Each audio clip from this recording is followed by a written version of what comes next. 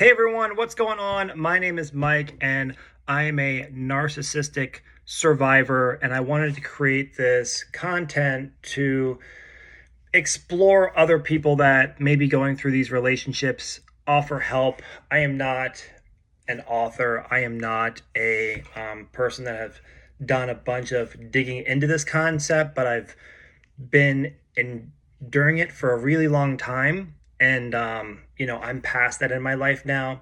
During this channel, I'm not going to use any names. I'm not going to use anything that would implore of this person. So that's going to be one of the first things I want to say off the top of my head, right? So if you're watching this channel, welcome. It's called the Narcissistic Survivor. So if you are in a narcissistic relationship, or if you're just you're stuck in one, you don't know what to do, rule of thumb, get out. Get out as soon as you can. It's only going to be for your best bet. It's emotional trauma. It's trauma bonding. It is not good. And all these videos will be probably less than 5 minutes, you guys, and it's going to be straight to the point.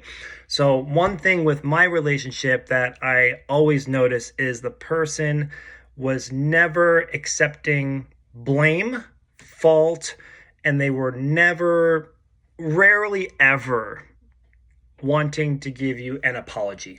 They would be specifically, they forgot to do something. They knew they were supposed to do it that day, and they just forgot.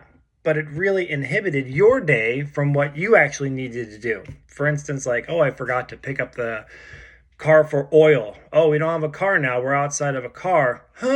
So what they say on the internet, okay, they rarely apologize because they have a really bad self-esteem and the inability to actually have criticism or actually admit fault. So if you find that trait in someone that you are dating, a friend, kind of like think twice.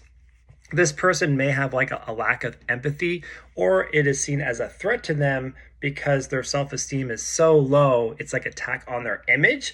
So if you find somebody with lack of empathy, a person that just doesn't take blame for anything, however, on the contrary, you'll find the smallest thing, like they may apologize and they know they're in the wrong, right? But they just don't want to apologize because they want to be the person that is always right, okay? And when they're not right, deep inside, it really hinders their self-esteem because they want to be up here all of the time. On all of these videos, we're going to be going over some traits of narcissism. I want to try to post about once a week. If you're in a narcissistic relationship, get out. If you know somebody, with narcissism, try to stay away the best you can. Still be cordial with that person, but the limited amount of contact has worked best for me.